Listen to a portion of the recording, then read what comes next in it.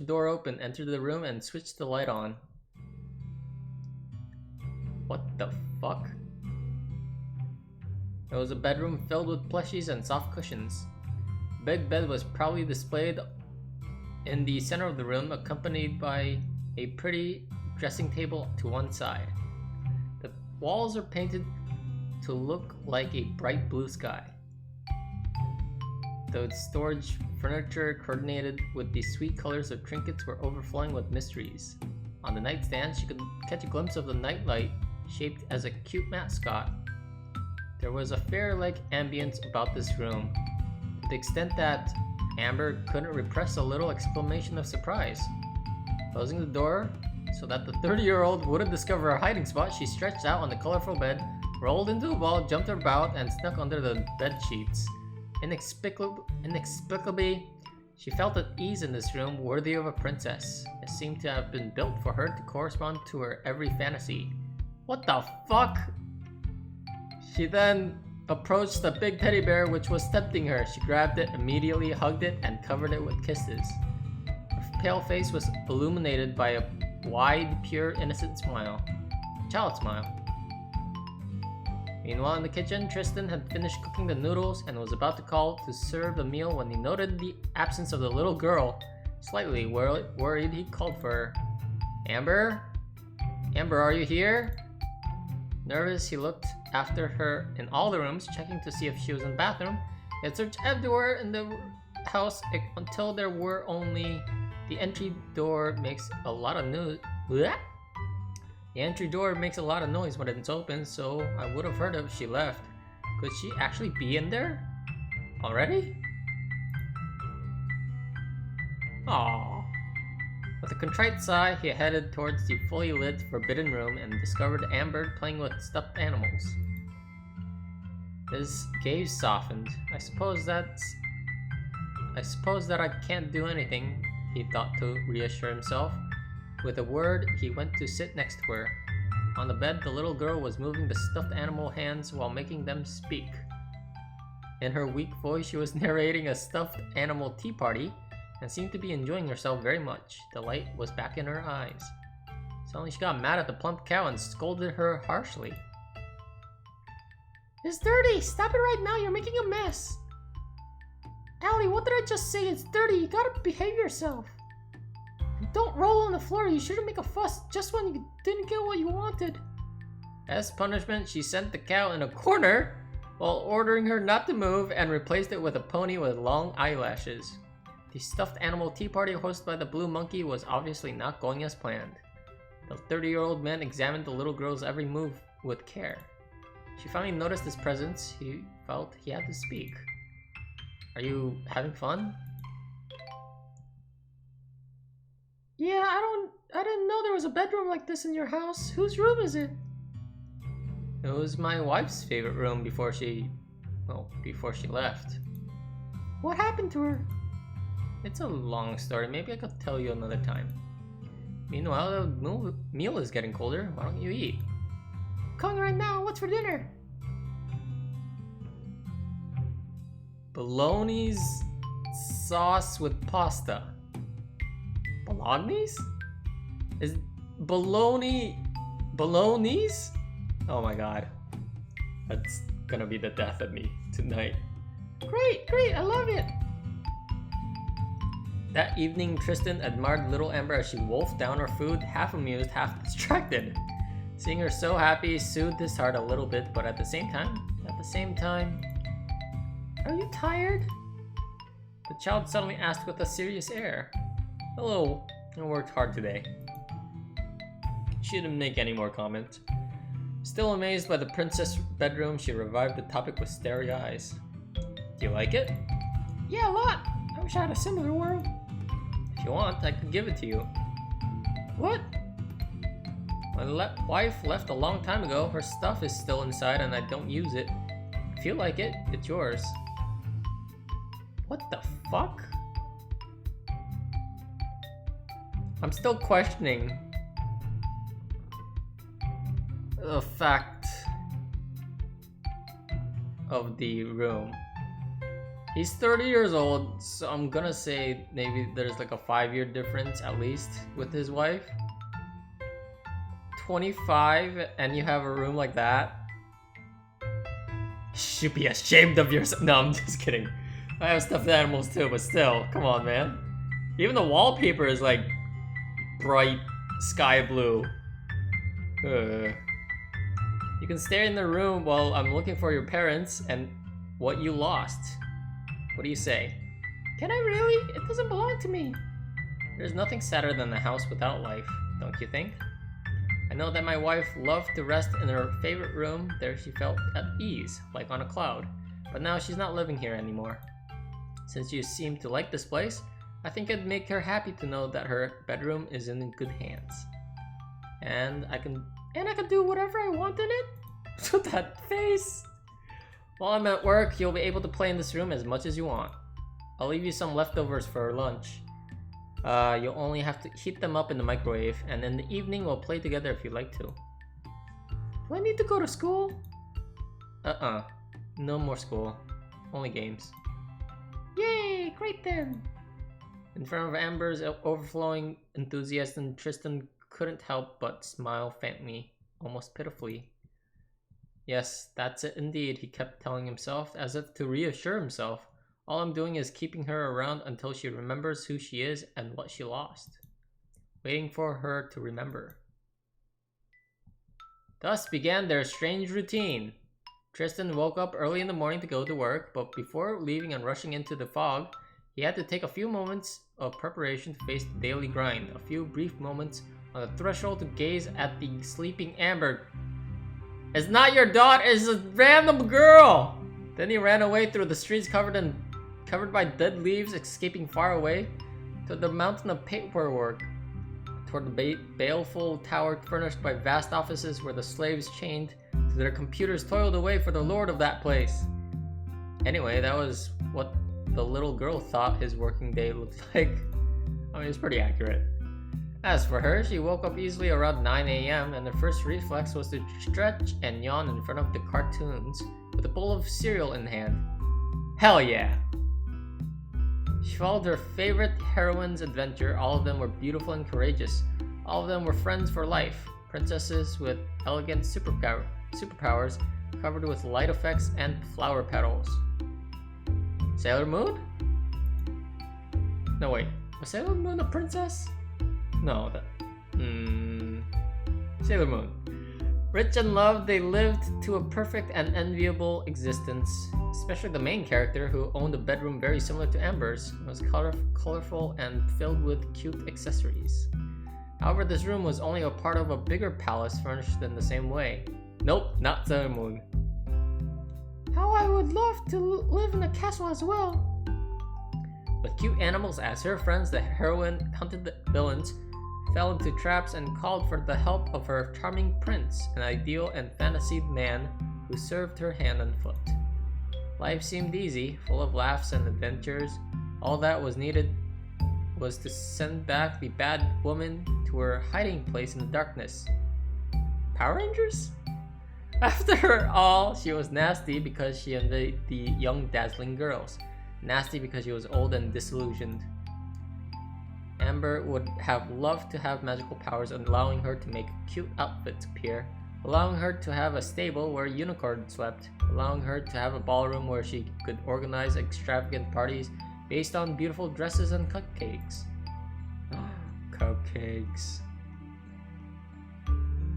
It was always really disappointing for her to see the end of the episode. Of course, there were other programs, but the story with magical jewels was her favorite. When the cartoons ended, she went to fill in her coloring books in her room, daydreaming about being among those heroines. And then at midday, she heated up the leftovers that Tristan had left and went back watching TV. New programs awaited her. Again, she had her favorite, the one where the little girl owned a puppy that was different from the others. It was a red puppy who could sneak around. It was very adorable, with his big eyes and comical expressions that made her melt.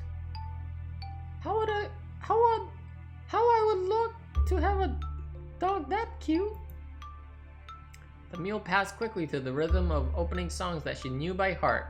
This was usually the time Tristan chose to call to make sure everything was okay. She never missed this opportunity to tell them the content of the episodes of the day, how the heron had defeated the evil witch with her magical mirror, or how the little dog had helped her mistress at school. Relieved, he would start eating his sandwiches without appetite, but sated by the little girl's words. Yeah, this room! This is not a room for your wife, dude. I mean, the plushies I understand. And the books. But everything else, come on! She hung up, satisfied with their story, and usually turned off the television after the last cartoon to take a nap in her big bed, surrounded by her stuffed toys. In general, at this time, she read a fairy tale. Cinderella phenomenon! Oh my god, it is! She loved to tell herself the story of Cinderella again and again while sucking her teddy bear's ear? It was her favorite? People and life itself were nasty with Cinderella. She had to work hard. It was exhausting. She had to earn her meal, and the nasty, ugly sisters believed themselves superior. Fortunately, the prince recognized the heroine's natural talent. She was pretty, and she was special. She was pretty, yep. I mean, that's the first thing most people recognize. I mean, yeah, visual is, yeah, okay. He brought her with him to his castle and lived in a golden existence where she wouldn't have to work her fingers to the bone, where money flowed freely, where Cinderella could have everything she wanted, including all the things that shone: accessories, dresses, and cakes. All she had to do to fill time was to organize parties with her friends. The ugly sisters were not invited. They were too ugly, too rude, and they didn't deserve such a paradise. Because they were rude. And ugly. Anyway, Cinderella was happy. She knew love, true love. The only love. The love with gilding and glitter. For what more could she ask? Amber fell asleep happy, hoping to meet her charming prince one day. The one who would only have eyes for her and give her a room like the one the princesses that she admired so much had. When she opened her eyes, the little girl rushed again into the living room to watch a tape. A Disney movie. Copyright. Depending on her mood, she chose one with the animals or one with a couple who lived happily ever after, often Snow White or the Little Mermaid. Amber loved the idea of a glass coffin containing a body which would not grow old despite death, and that would remain always young and beautiful, lying in wait to be freed from her prison for the magical kiss that would change the course of her story. The prince spirited her away from the common hut of those proletarian dwarves who were friendly but so uncouth. She also loved the idea of a beautiful and rebellious mermaid swimming through the oceans, looking for treasures but sacrificing her freedom for the man in her life, sacrificing the endless to squeeze in this gilded cage she had fantasized 1,000 times. The beautiful and rebellious mermaid never listened to anyone, which reminded her of her own condition. She too was a sweet, capricious girl. She played these tapes in a loop day after day until snack time came. By then, stuffed with idyllic images, she dug into the sweets that Tristan brought her. Cupcakes, colorful macaroons, pastries, bread, and Nutella. Copyright. Of course, there were cartoons at this time as well.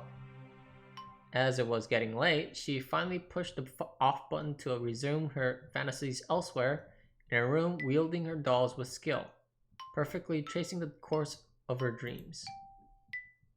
But the high point of the day was probably when Tristan finally returned from work.